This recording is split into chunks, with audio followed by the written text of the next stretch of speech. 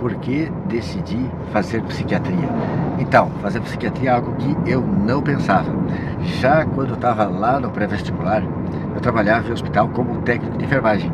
E eu habitei, uma época, uma ala desativada no hospital, uma ala psiquiátrica desativada, lá no segundo andar. Mas na ala de baixo do térreo, a ala continuava. E eu tive a oportunidade de várias vezes ver o médico plantonista, da psiquiatra do plantão, ficar caminhando na ala psiquiátrica lá em cima, vai e volta nos corredores, de branco assim. E eu nunca soube se aquilo era um toque dele, né, um transtorno obsessivo compulsivo dele, ou seja, um problema, né, ou se ele estava fazendo a atividade física dele. Mas naquela época, nos anos 90, acho que nem tinha muito isso de atividade física. Então eu pensava assim, nossa, psiquiatra é maluco, eu nunca vou querer ser psiquiatra. E fiz a faculdade toda pensando em ser cirurgião, porque lá atrás pensei em ser médico quando eu operei da apendicite. Achei maravilhoso aquilo, eu entendi que se não fosse a cirurgia, eu seria uma pessoa falecida, morta, mas a cirurgia me salvou. Então eu pensava em ser cirurgião, mas quando eu fui fazer as provas de residência, acabei desistindo da cirurgia, porque eu queria saí lá do Rio de Janeiro, fiz a prova para medicina de família em Santa Catarina, onde eu gostei demais, cheguei em Joinville, gostei demais, queria vir para lá e vim fazer saúde da família em Joinville. E tendo passado no CAPS, no Centro de Atenção Psicossocial, onde eu me identifiquei muito com o Dr. Alceu, psiquiatra, infelizmente não está mais entre nós, se tornou grande meu amigo e me inspirou muito na psiquiatria, e também a minha preceptora, no lidar do dia a dia do posto de saúde, fazia muitos diagnósticos de depressão. E eu notei assim que tinha muito diagnóstico psiquiátrico na comunidade, e pensei, então vou fazer psiquiatria. Tem muitos casos aí para a gente cuidar, assim eu vou conseguir ter trabalho, vou conseguir ajudar muita gente, vamos lá. Emendei saúde da família com psiquiatria, fui para São Paulo, fiz, e voltei a trabalhar e atuei aí muitos anos só com psiquiatria, em consultório, em CAPS. Nessa trajetória também cuidei de hospitais, atuei como clínico, né? Mas sempre na psiquiatria bem clássica. E hoje, depois de tendo passado mais de 20 anos de atuação só na psiquiatria, eu consigo entender que nem tudo aquilo que a gente via como quadro psiquiátrico e diagnosticava como hipocondria, somatização, depressão, nem tudo isso são quadros psiquiátricos eminentemente.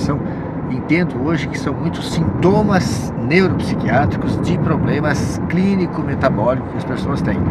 Porque o arsenal assim, de exames, os critérios diagnósticos que a gente tem para diagnosticar uma doença crônica, principalmente, hipertensão, diabetes, dislipidemia, Alzheimer, eles são muito limitados. Eles só conseguem perceber as doenças quando elas já estão instaladas.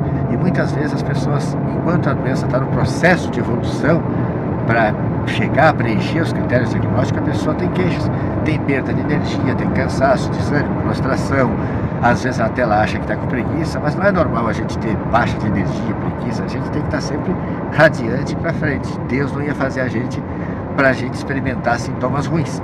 Então quando a gente tem sintomas ruins, eu acredito hoje que a gente tem um adoecimento. E só a gente olhando integralmente as pessoas, interpretando os exames de uma maneira diferente, sem valorizar tanto os valores de referência. Então hoje eu penso que eu escolhi psiquiatria, na verdade foi por um engano.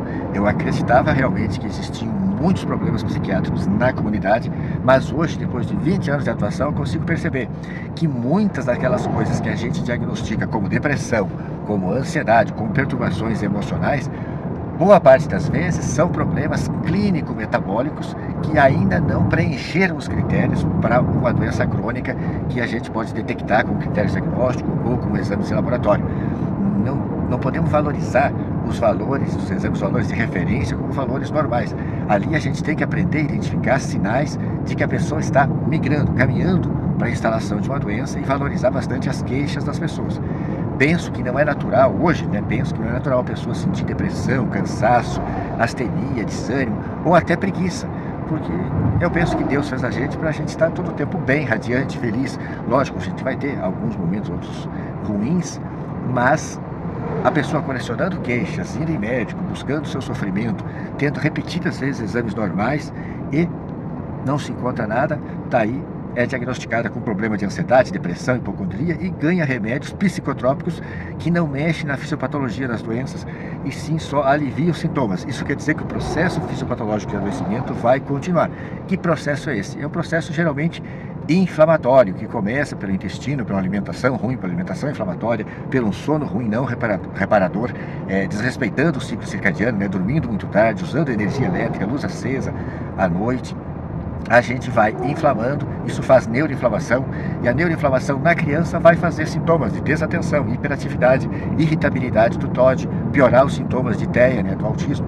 Nos adultos, normalmente, surgem sintomas de ansiedade, sintomas de depressão, se é um pouco mais grave essa neuroinflamação, até sintomas de psicose, da doença bipolar e da esquizofrenia. E depois que a gente está algumas décadas, aí 70, 80 anos, neuroinflamado, a gente vai manifestar a doença de Alzheimer, né, com a demência, e a doença de Parkinson.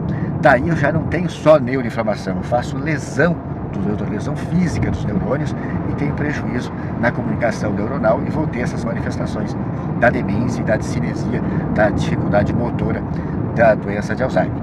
Então, eu decidi ser psiquiatra pela uma observação do clinicar na saúde da família, na clínica geral, acreditando que tinha muita doença psiquiátrica.